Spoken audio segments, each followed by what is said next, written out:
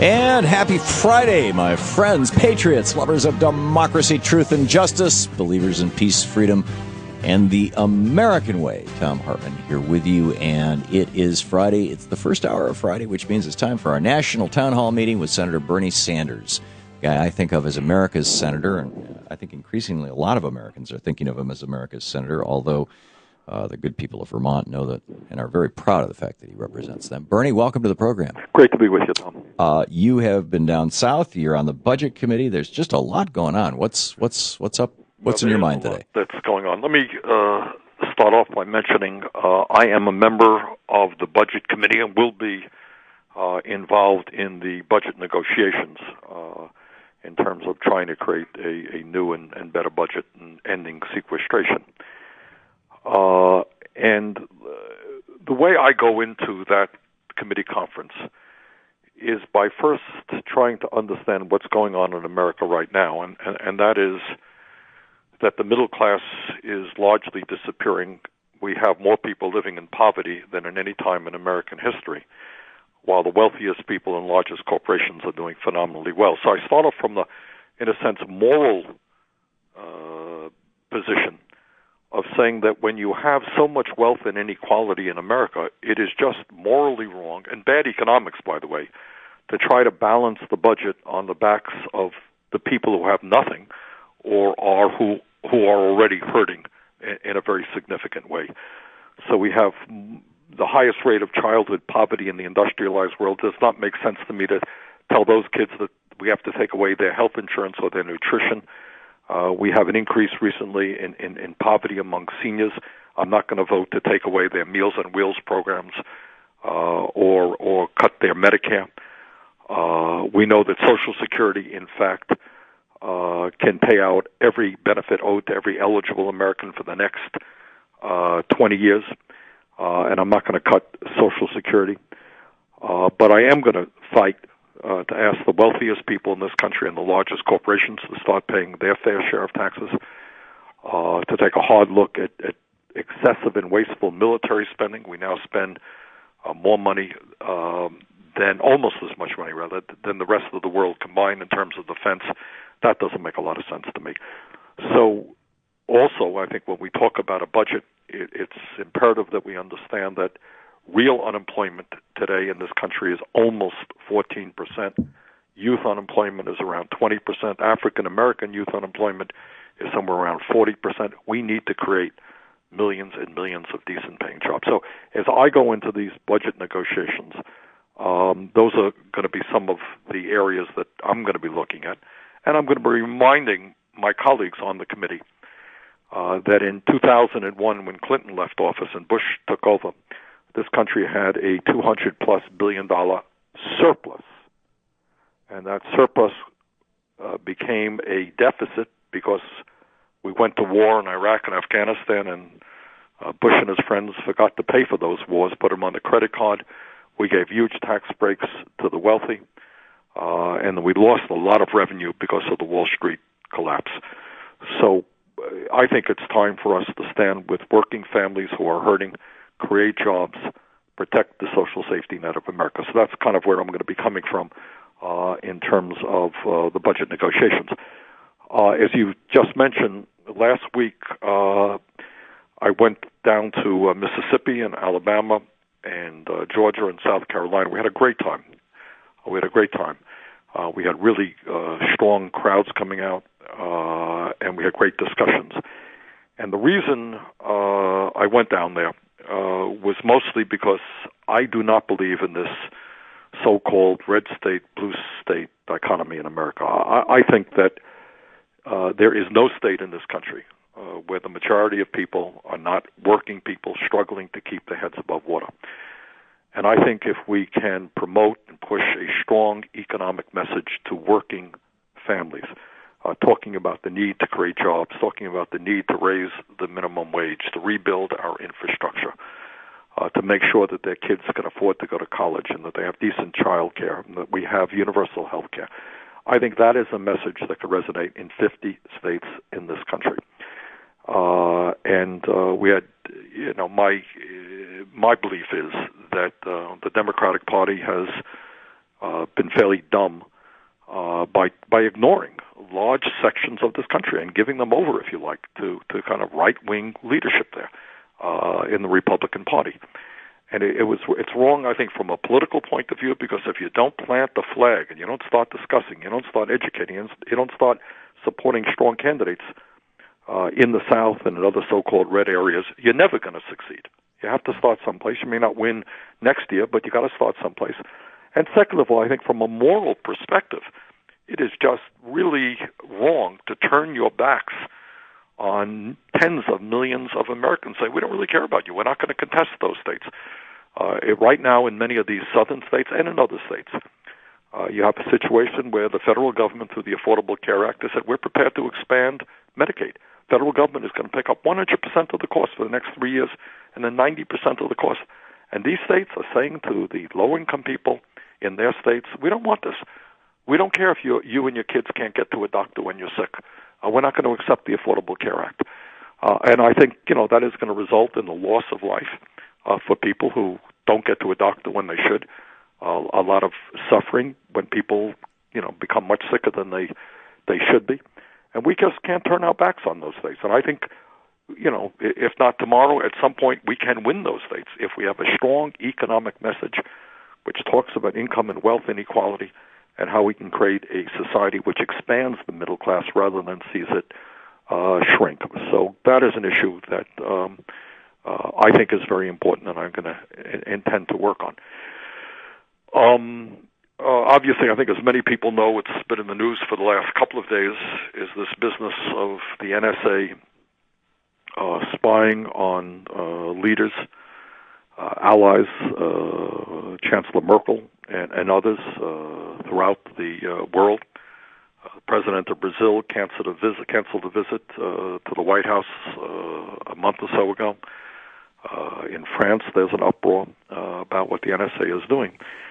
And, I think this just continues the outrage that we are seeing in terms of what the NSA and other intelligence agencies may be doing.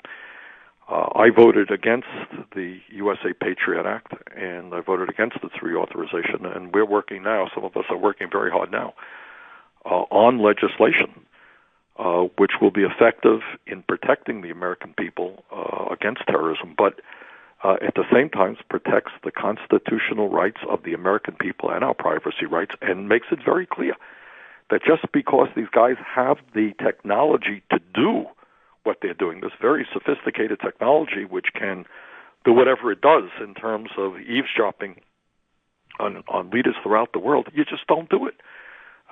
Chancellor Merkel was right that when you do that, it just breeds mistrust.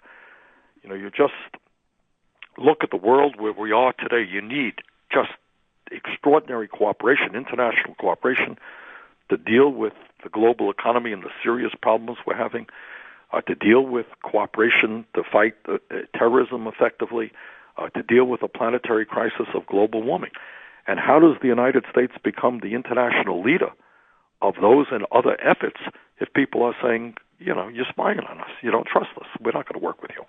And all over the world, Latin America, all over the world, people saying, who does the United States think they are? How can they do these things? And you're going to see a rise in anti-Americanism, really bad stuff. So I think we need some very, very strong legislation to protect the American people from the abuses of the NSA, and certainly to end this outrage that's taking place all over the world. It's Brunch with Bernie. Senator Bernie Sanders on the line, taking your calls right after this break in our national town hall meeting, Brunch with Bernie, here on the Thom Hartmann Program. Also, check out Bernie's website, sanders.senate.gov. This is the Thom Hartmann Program. That's sanders.senate.gov. We'll be right back.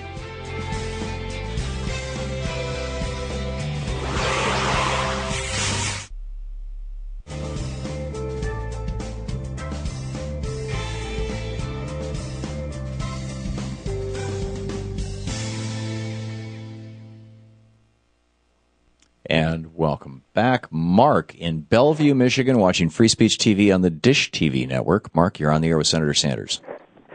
Yes, I just had a question for Senator Sanders. I was thinking about that Keystone Pipeline and the fracking issue that we have. And I wonder what would be the possibility of, instead of attacking those directly, to, let's say, propose an export tariff on energy products. Because my thing would be if you lessen the desirability of exports, maybe it would decrease the demand for fracking and the Keystone Pipeline. Well, that's an interesting point, Mark. And I think we're looking at a number of different strategies in terms of how we transform our energy system and the world's energy system away from fossil fuel to energy efficiency and sustainable energy. I believe that it would be just a terrible, terrible mistake for the president to support the Keystone Pipeline.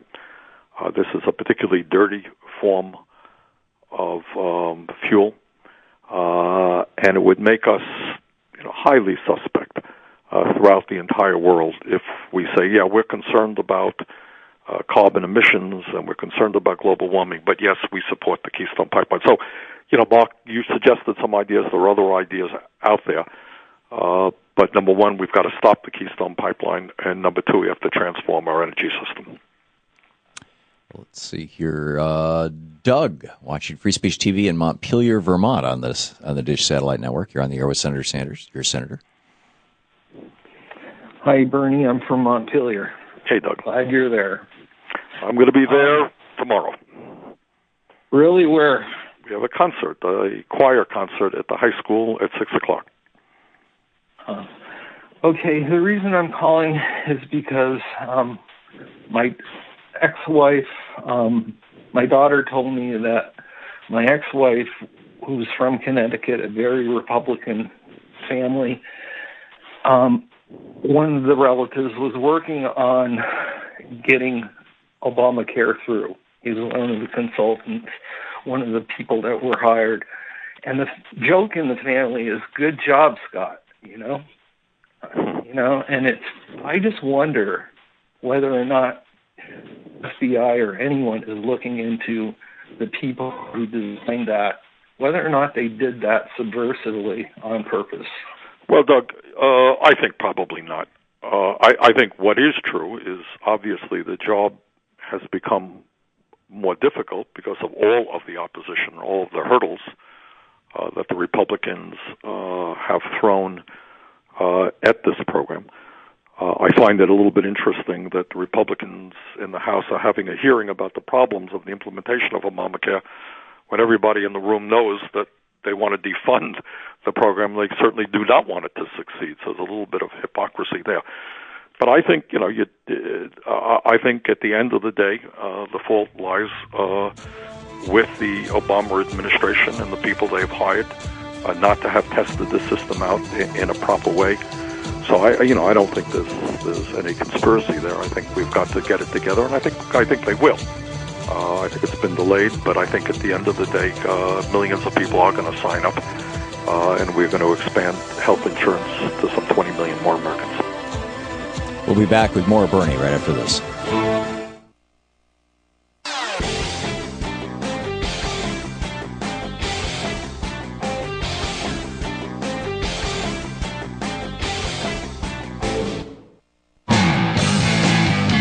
Welcome back. 20 minutes past the hour. Thom Hartmann here with you. It's our Brunch with Bernie hour. Senator Bernie Sanders taking your calls in our national town hall meeting. David in Georgetown, Massachusetts. You're on the air with Senator Sanders. Hi, Tom. Hi, Senator Sanders. I just wanted to say, Senator, I'm a big fan of yours. I'm a huge person who believes in the progressive movement. That being said, I've been a substitute school teacher for a while. I've been trying to get into teaching. I have a passion for it.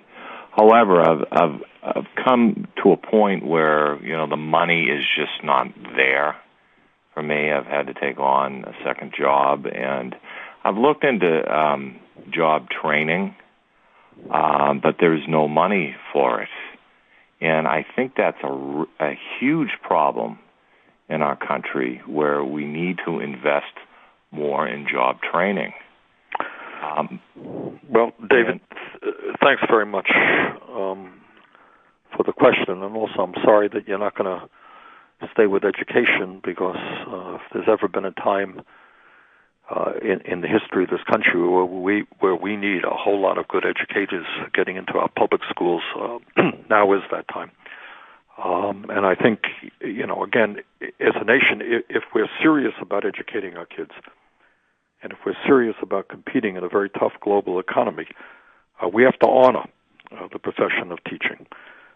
We have to honor our teachers, respect our teachers, make sure that we have the best and the brightest people in this country going into teaching.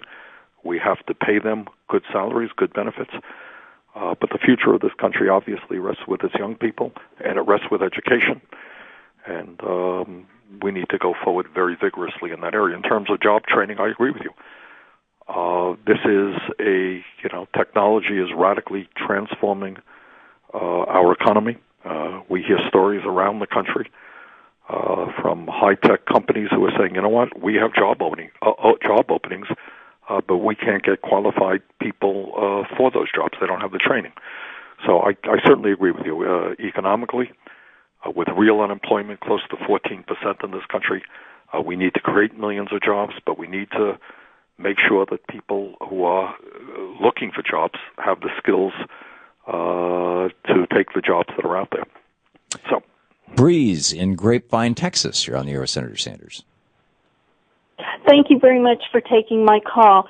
Senator Sanders, I just had a conversation the other night with one of my supervisors who said that they are not required by law to give us our breaks, even if we work 6 hours or more. I went online to the Department of Labor website to look at the law, and sure enough, it's been changed, and I would like to know when and why. Well, that is a very, very good question, and I don't know the answer, but I can harbor a guess here. And that is that we have right now, with right-wing Republicans controlling the House, a really, really massive effort to take away workers' rights, workers' safety, and to give more authority to employers. I would tell you, Breeze, that there is actually an effort right now in Congress to abolish the concept of the minimum wage. You have people there who do not even believe the government should establish a floor, national floor, on wages. So we are seeing every day one form of attack against workers or another, one or another attack against workers, and this looks to me like just another one. But thank you for informing me of that, and let me see if there's something that we can do about it. Richard in Monclova, Ohio, watching Free Speech TV on the DirecTV satellite system. You're on the air with Senator Sanders. Well, thanks for taking my call. Senator Sanders, from where you sit, especially on the Budget Committee, have you seen any signs of flexibility from the other side of the aisle to at least consider revenue enhancements as part of a budget deal? Well, Richard, let me say two things about that.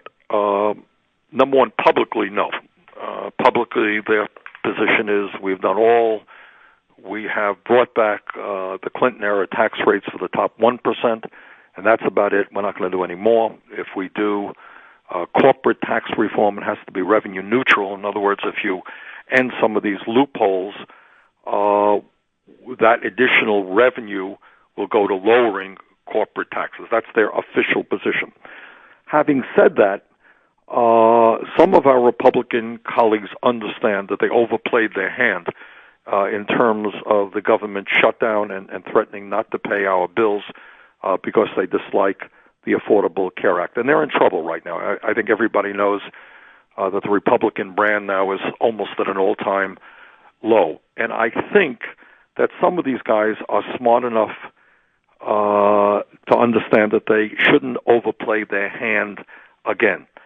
When you have 1 out of 4 corporations in America not paying a nickel in taxes, when you have a growing gap between the very, very rich and everybody else, to simply suggest that, no, our position is to cut Social Security, Medicare, and Medicaid, but we absolutely will not ask the wealthy or large corporations for another nickel in taxes, that really is a very, very unpopular political position to be in.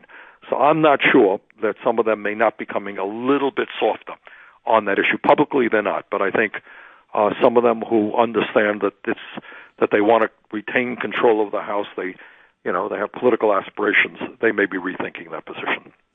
Bernie, we have just a minute to the break. Real quick question. You are on this conference committee between the House and the Senate to reconcile basically the Paul Ryan budget versus the Senate budget that was passed the Senate. Can you speak to the significance of that? I thought it was a really big deal that a real progressive like you was appointed to that committee. Well, I very much appreciate a decision was made in the Senate to appoint the entire budget committee. So there'll be 12 of us in the Democratic caucus and 10 Republicans. But I appreciate very much that the Majority Leader, Harry Reid, made that decision and allowed me to be on the committee. Okay, we can get into that more, I suppose, later. Senator Sanders it's Brunch with Bernie. Senator Bernie Sanders on the line with us, taking your calls here on the Thom Hartmann Program and our National Town Hall meeting, Brunch with Bernie. You're listening to the Thom Hartmann Program. Call 866-987-THOM. And be sure to check out Bernie's website, sanders.senate.gov. You can sign up for his newsletter, The Bernie Buzz. Plus, it's a great news site.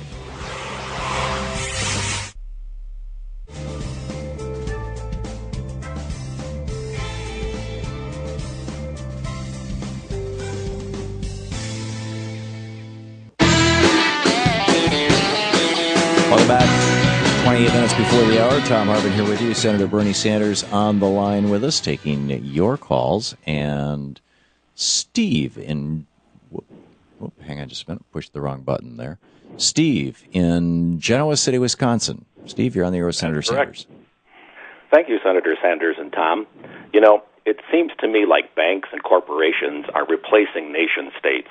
And in the U.S., the Citizens United decision is just a major part of that coup d'etat.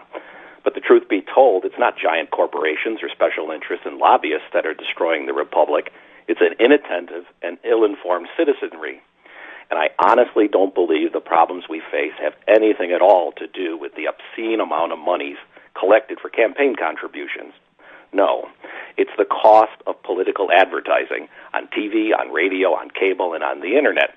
And as all Americans own these public airwaves, can't Congress regulate the advertisement costs instead of trying to limit contributions, making a paid political announcement cost like $5 a minute or so as one of the terms of the broadcast license?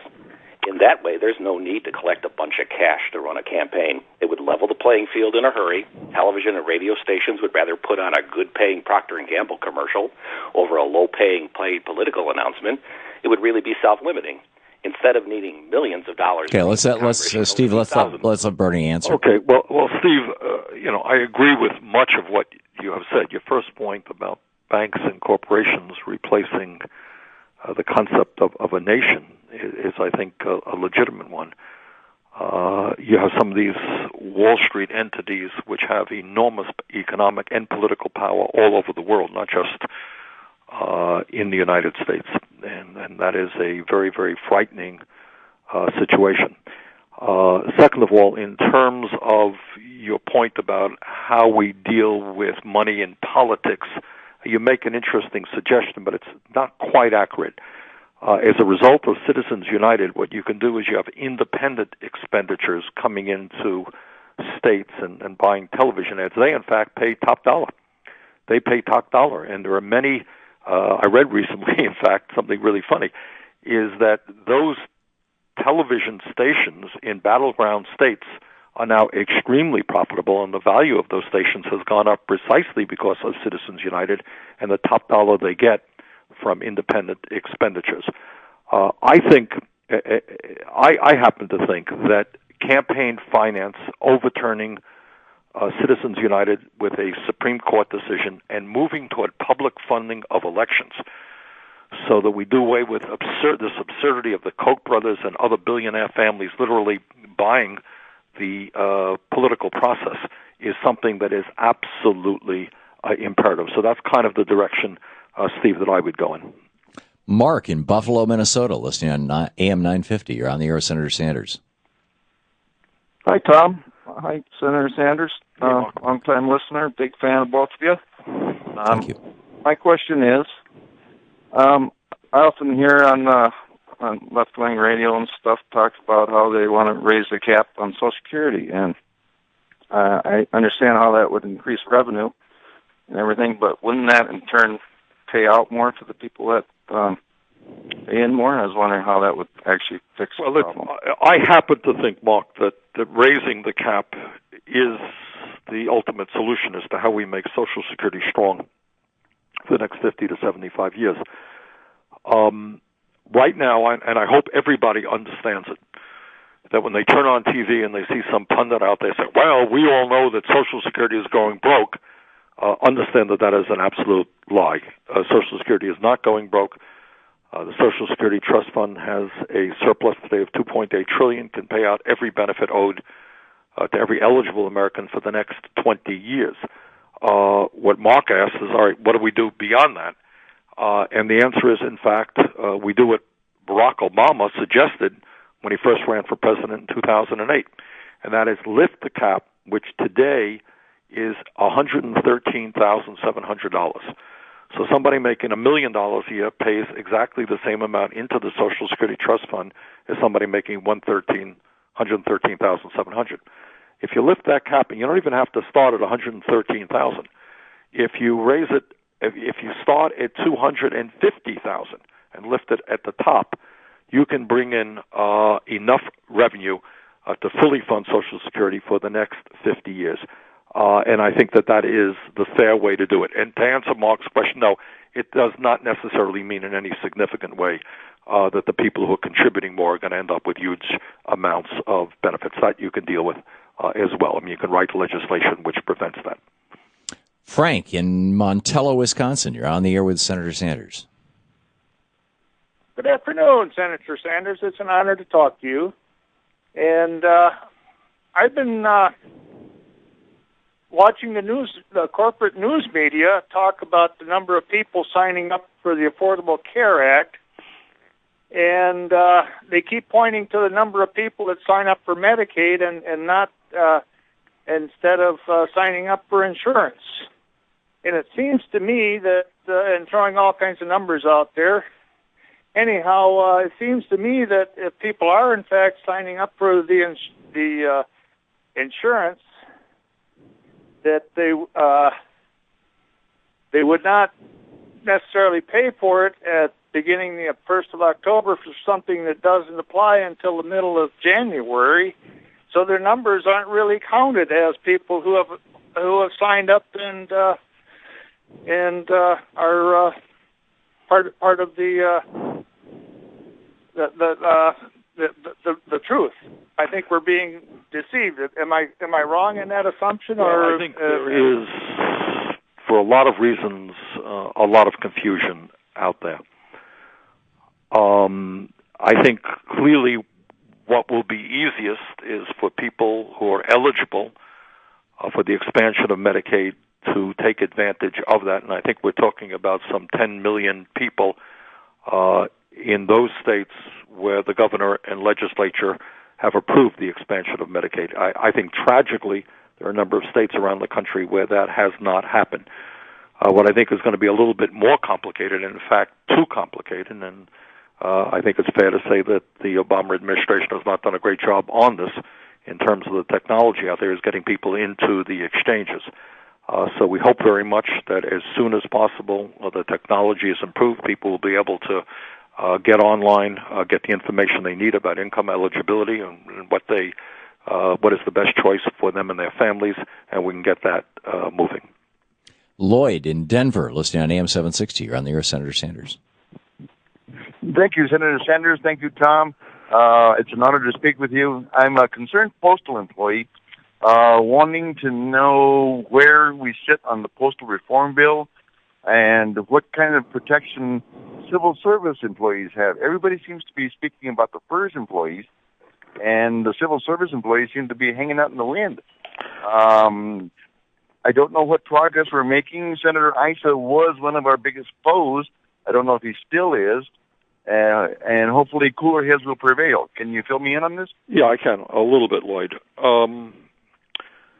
I'll back you up a couple of years where the Postmaster General came forward with a disastrous plan that would have shut down about 15,000, I think mostly rural post offices in America, shut down about half of the processing plants in the country, shrunk the Postal Service workforce very, very substantially, slowed down mail delivery, ended Saturday mail, and to my mind, that was a disastrous idea. Along with some other members of the Senate, we organized opposition to that, and that did not happen.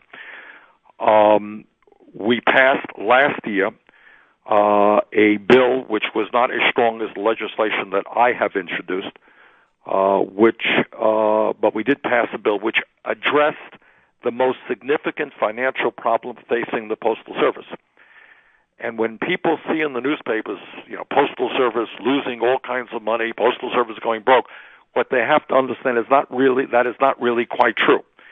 The major financial problem facing the U.S. postal system is that they are obligated uniquely in America, in terms of private companies, federal, state, or local agencies, uniquely in America, they are being forced to pay out 75 years of future retiree health benefits in a 10-year period, which amounts to $5.5 billion each and every year. So when you're talking about the Postal Service, quote-unquote, losing billions, that is the reason why. Now, right now, they have put a huge amount of money into that fund right now. In my view, in the view of many members of the Senate, they don't need to have to come up with that $5.5 billion anymore. So I've introduced legislation, as I think 29 co-sponsors on it, to end that, to give the Postal Service more flexibility in terms of how they can raise revenue.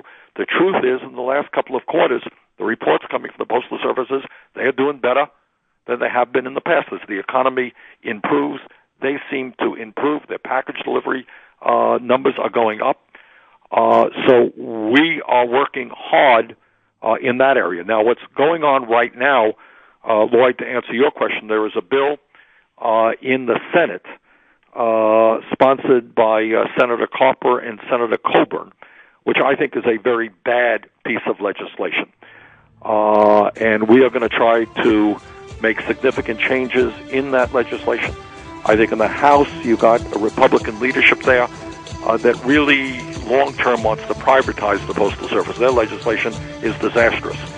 So we are working with all of the unions now who are supporting my legislation. We're going to try to make significant improvements over the Carper-Coburn bill, and I think that may begin to move fairly in fairly short You're listening to the Thom Hartmann Program. Visit ThomHartmann.com for audio and video archives. That's great. We'll be right back with more of Senator Sanders right after this.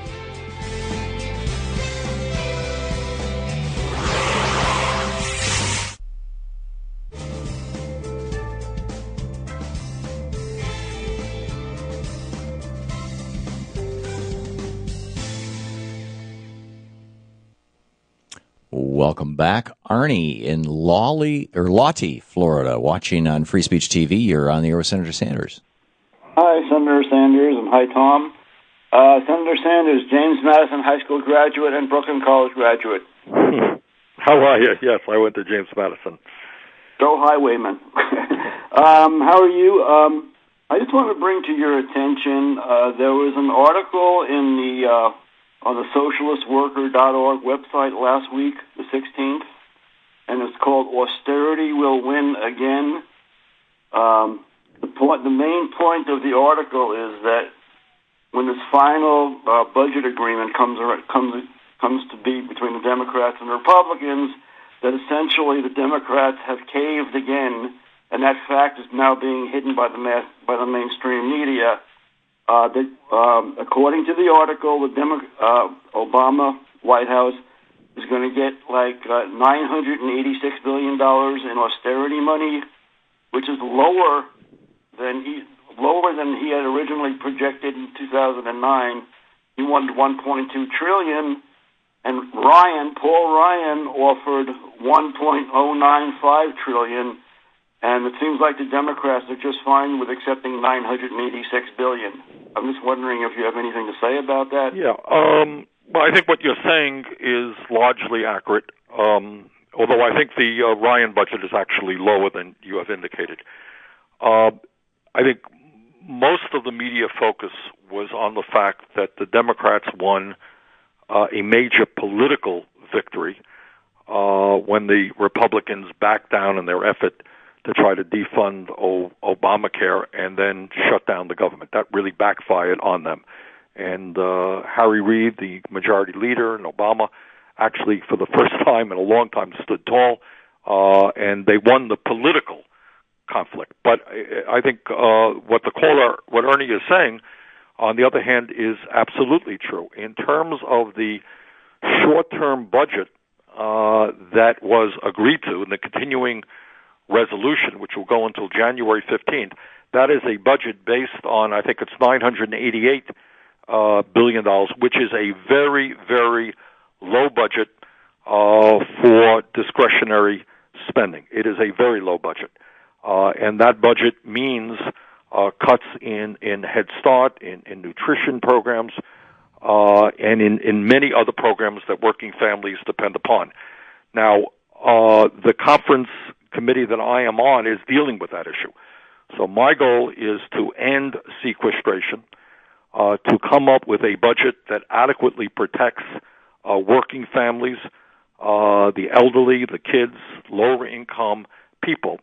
To do that, we are going to need substantially more revenue, and I think the way you get that revenue is you address the fact that 1 out of 4 corporations in America is paying nothing in taxes, and that the wealthy, in fact, are doing very, very well and should be asked to contribute more in taxes. So that is what the debate is. But I think Ernie's point is that the budget that was passed was a very bad budget. Now, the reason I think that the Democratic leadership agreed to that is they had an agreement from John Boehner that if they agreed to that, the government would remain open, it would not be shut down. Boehner could not get that through his own caucus, etc. But bottom line is, Ernie is right. The budget that we're dealing with now is a very poor budget. We'll be back with more of Bernie right after this.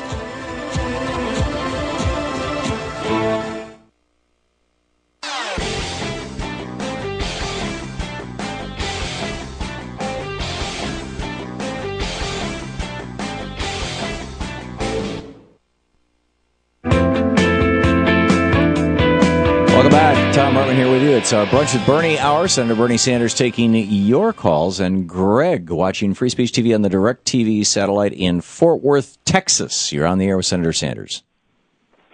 Hi, Bernie. How are you? Good, Greg. Well, I have the opportunity. Thank you so much for your service to our country. Thank you.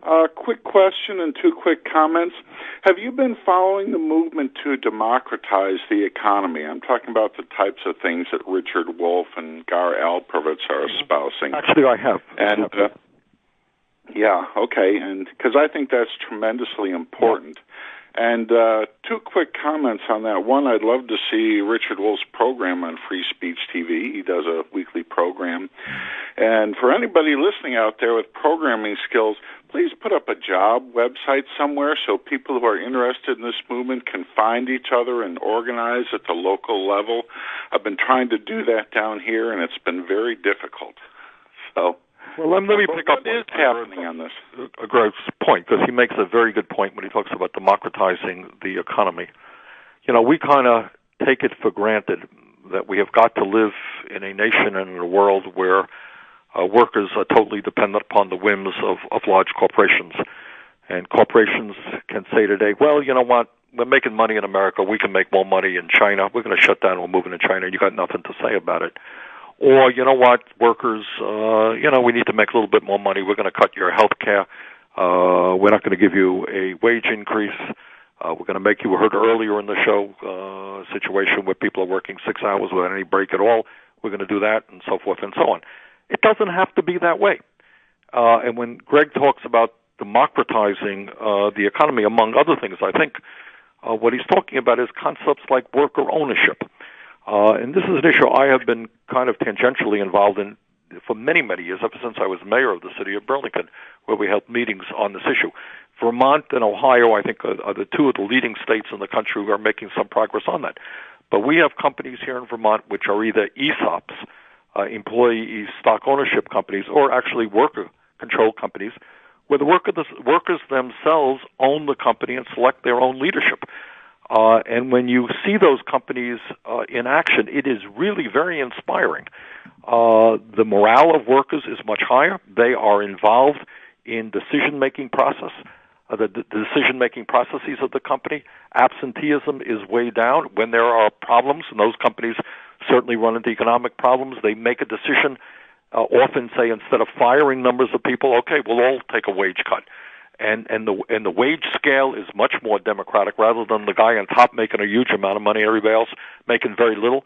They come up with a pay scale which is much more egalitarian.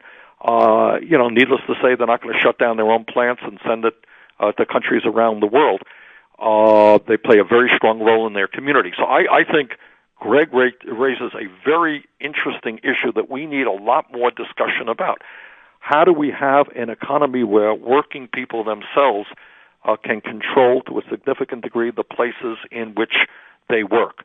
Now, one of the areas that we are working on, we've introduced legislation to try to aid this.